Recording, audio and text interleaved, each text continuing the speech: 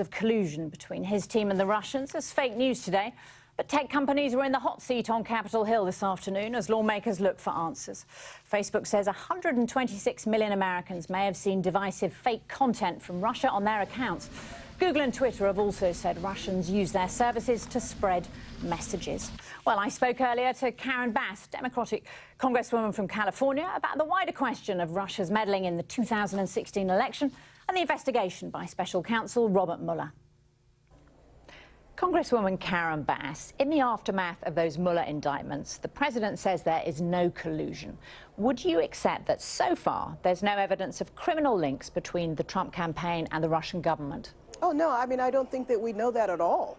I think this is just the beginning, and I'm sure there is so much more to come, especially with the guilty plea of Papadopoulos that, you know, he is going to turn and I'm sure he's going to do it for a lesser sentence. So I don't think that we can say that absolutely.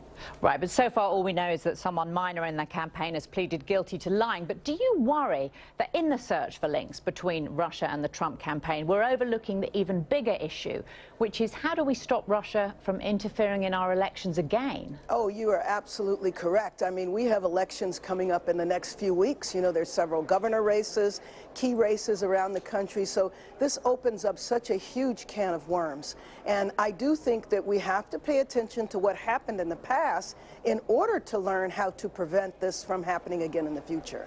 Right, but what is it specifically that you think should be done to stop Russia from repeating this again? Well, you know, I mean, I certainly couldn't say specifically, but let me raise a few things. We do know that their interference on social media, we know that that was significant. If you look at how many times their entries were viewed, if you look at the way that they facilitated and fostered racial conflict in the country. We met last week with the COO from Facebook.